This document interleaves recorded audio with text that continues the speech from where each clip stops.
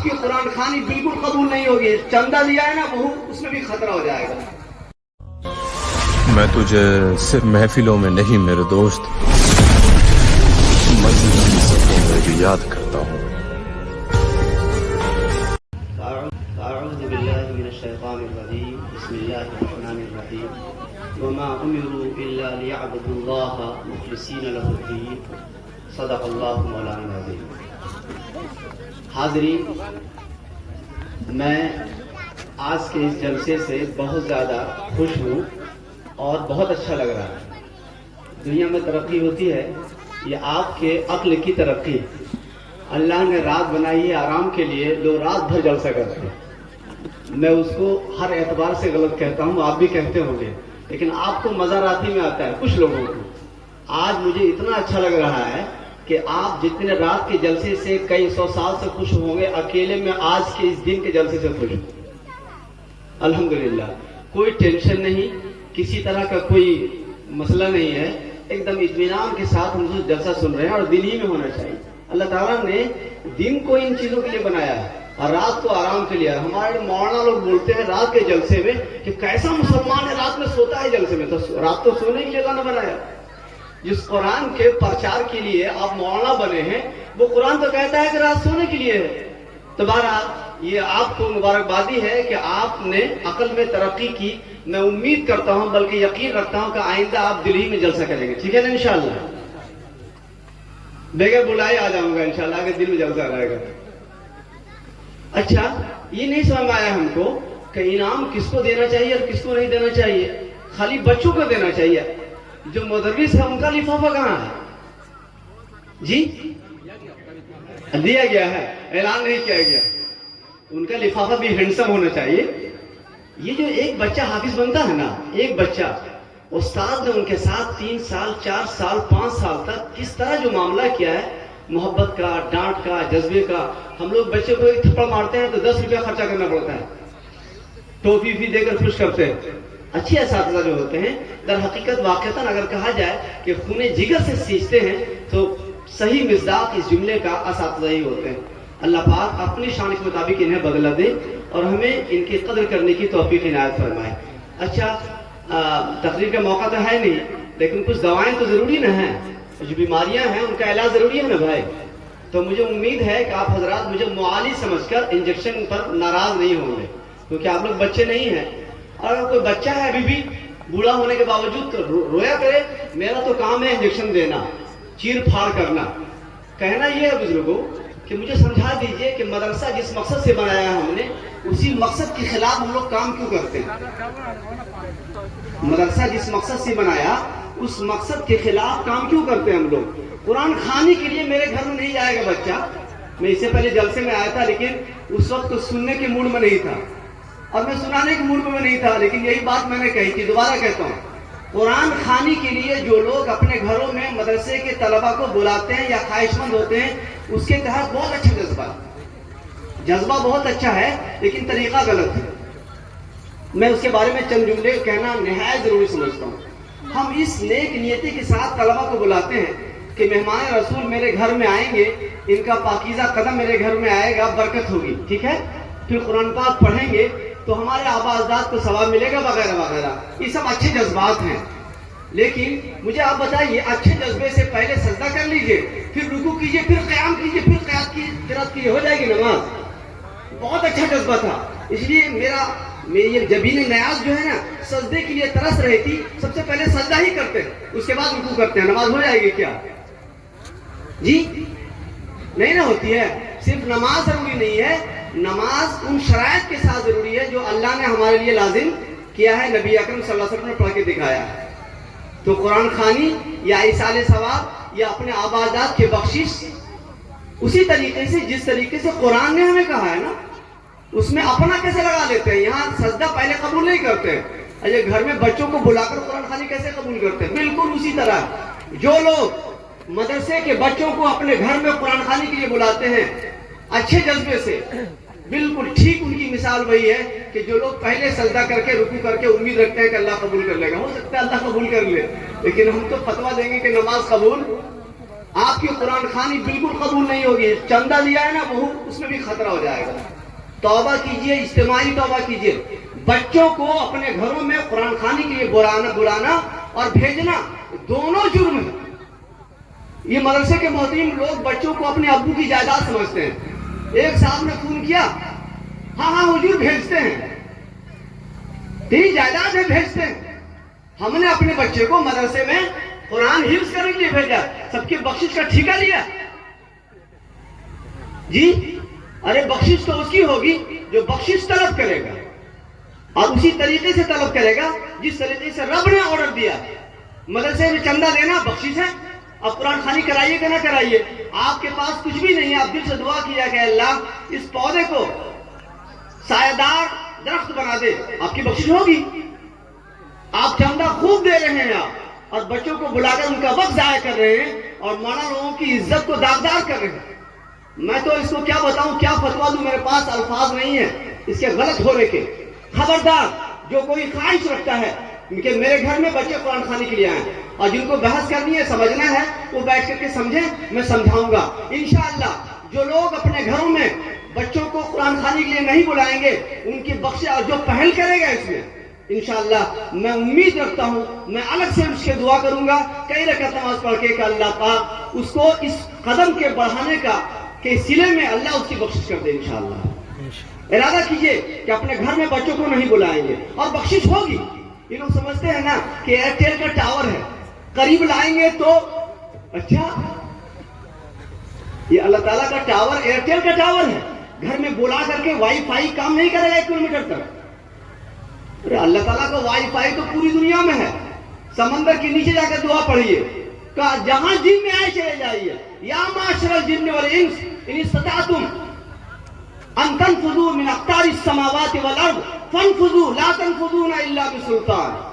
کہاں جاؤ گے, کہاں جاؤ گے؟ زمین آسمان کس کی ہے؟ تم جہاں کہیں بھی جس اچھے جذبے کے ساتھ جس حالت میں رب کو پکارو گے, بخشش کا سامان کرنے کی کوشش کرو گے, وہیں پر بخشش پہنچے گی. قرآن خوانی بلا کر اور قریب کرو گے. محاکم کھوجتا ہے مسلمان, 144 سال والا محاکم کھوج رہا ہے. ڈبکی لگائیں گے تب بخشش ہوگی. مکے میں مرنے کا من کرتا ہے, مدینے میں مرنے کا من کرتا ہے. ابو جہل کہاں مرا تھا؟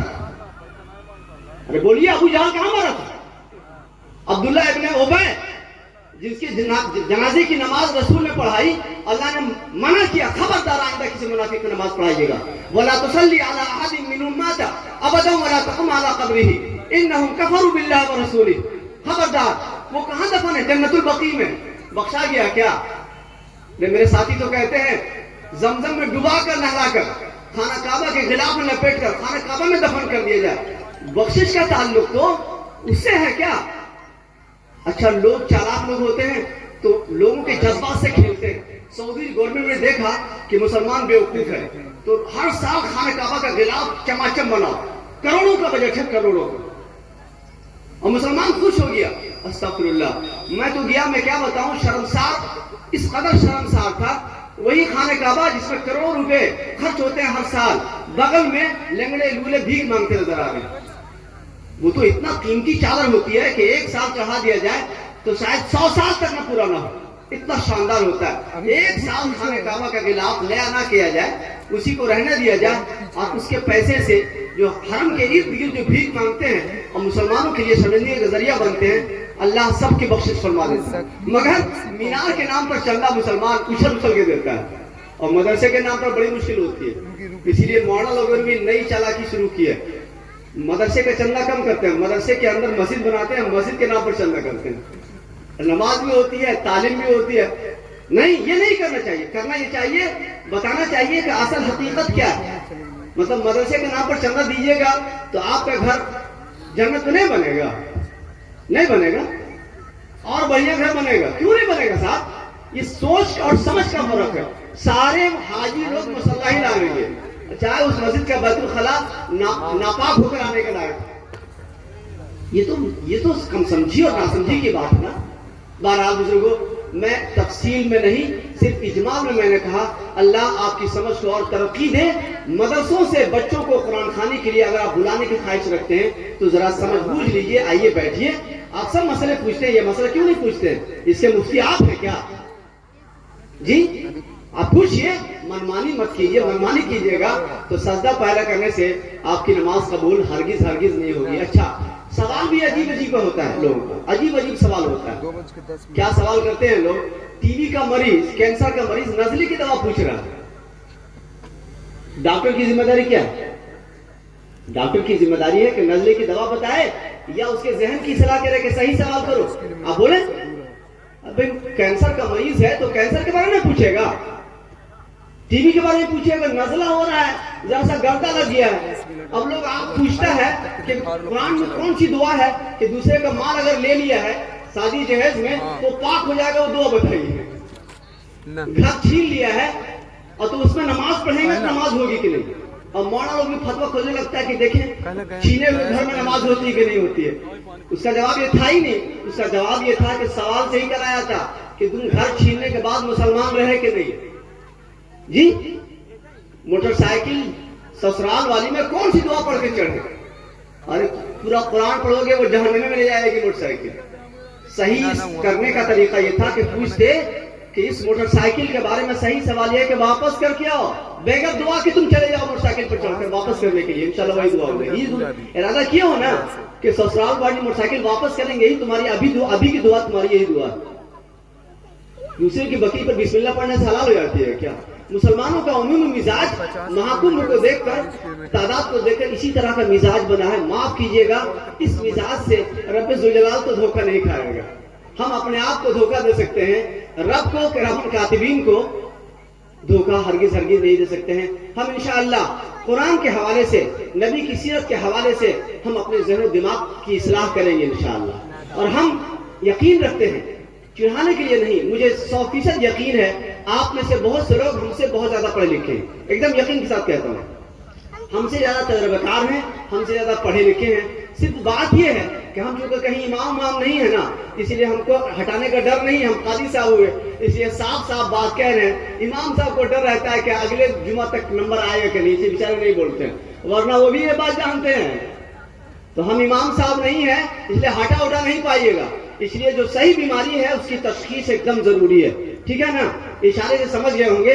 ہم صرف یہ کہہ کے جا رہے ہیں کہ آپ کسی بھی دینی کام کے کرنے سے پہلے اپنے رہنماؤں سے, جن کو آپ رہنما سمجھتے ہیں, جن سے نماز کے مسائل پوچھتے ہیں, زکوٰۃ کے مسائل پوچھتے ہیں, حج کے مسائل پوچھتے ہیں, یہ سب مسائل پوچھ کر عمل کیجئے. انشاءاللہ رب کی رحمت ضرور ملے گی, ضرور ملے گی. اللہ پاک ہم سبوں کو صحیح طور پر عمل کرنے کی توفیق عنایت فرمائے. اس اعلان کے ساتھ بزرگوں, اس اعلان کے ساتھ ہمارے سارے جھگڑے, ہم جھگڑا کرتے ہیں تو کنواں میں جا کے گندگی ڈال دیتے ہیں. جی نہیں نا, کنواں سب کا یہ مشترکہ ورثہ ہے, سب کی مشترکہ جائیداد ہے. کنویں کو گندا نہیں کرتے, نہیں نہ کرتے ہیں, اپنا جھگڑا دور رکھتے ہیں. اگر لڑتے لڑتے کنویں کے قریب آ گئے تو لوگ دھکے کے کنارے کر دیتے ہیں, ادھر جا کے لڑو, کنواں گندا نہ ہو جائے. مدرسے دینی اعتبار سے وہ کنویں ہیں, سیراب کرنے کے چشمے ہیں.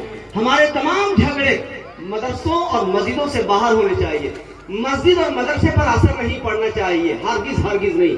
ہمارے کسی بھی جھگڑے کا اثر مدرسے پر, اس کے خراب کرنے پر, اس کے نظام میں خلل ڈالنے میں ہرگز ہرگز نہیں ہونا چاہیے. ہاں کبھی کبھی ایسا ہوتا ہے کہ افراد کچھ ایسے آ جاتے ہیں جن کو معذرت کرنی پڑتی ہے. یہ تو ہوگا, سمجھ رہے نا.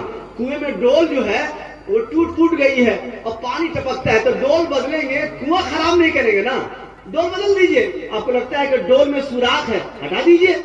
یہ مدرس لگتا ہے کہ آپ ریٹائر ہو گئے ہیں, بوڑھے ہو گئے ہیں, ٹھیک ہے نا, تو کنارے کر دیجئے, ایسا ہو سکتا ہے. لیکن مدرسے پر اثر, نعوذ باللہ, ایک مسلمان سے اس کی امید ہم نہیں کرتے ہیں.